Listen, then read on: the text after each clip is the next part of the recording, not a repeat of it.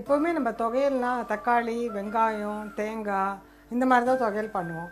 இப்போ எங்கள் வீட்டில் மட்டும் நான் எப்போவுமே இந்த ஜீரண துவையல் பண்ணுவேன்.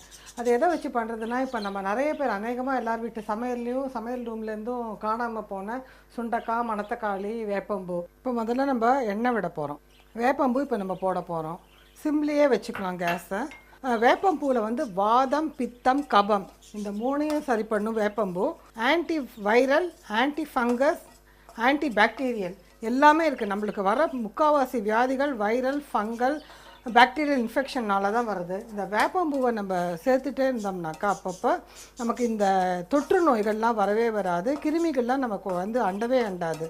இப்போ இது புகைய ஆரம்பித்ததுனால இப்போ நம்ம இதை ஆஃப் பண்ணிடலாம். ஃப்ளூ, ஃபீவர் இதெல்லாம் வராமல் தடுக்கும் இந்த வேப்பம்பூ சாப்பிட்டாக்க. இப்போ நம்ம இது மணத்தக்காளி வறுக்க போகிறோம். மணத்தக்காளி நமக்கு வாய்ப்புண்ணு, வயிற்றுக்கு, ஜீரணத்துக்கெல்லாம் உபயோகப்படுத்துறது தவிர நமக்கே தெரியாத இதில் ஒன்றுனாங்க டிபிக்கு இது ரொம்ப நல்ல மருத்துவம். குரல் வளம், பாட்டு கச்சேரி பண்ணுறவங்க அவங்கெல்லாம் இதை ரெகுலராக சாப்பிட்டாக்கா அவங்களுக்கு குரல் வளமும் நல்லாகும்.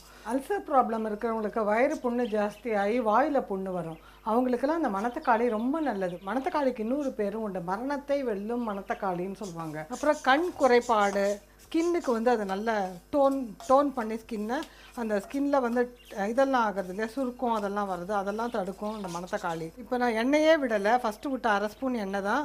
அதில் இப்போ 2 வறுத்தாச்சு. இப்போ சுண்டைக்காயும் அதில் போட்டு வறுக்க போகிறோம். இது மூணையுமே ஏன் சேர்த்து பண்ணுறோன்னாக்கா வயிற்றில் இருக்கிற அத்தனை மஸ்ட்டுகளும் ரிமூவ் பண்ணி நல்ல சிறுநீர் பிரியறதுக்கு கூட இந்த சுண்டைக்காய் ரொம்ப உபயோகமாக இருக்கும்.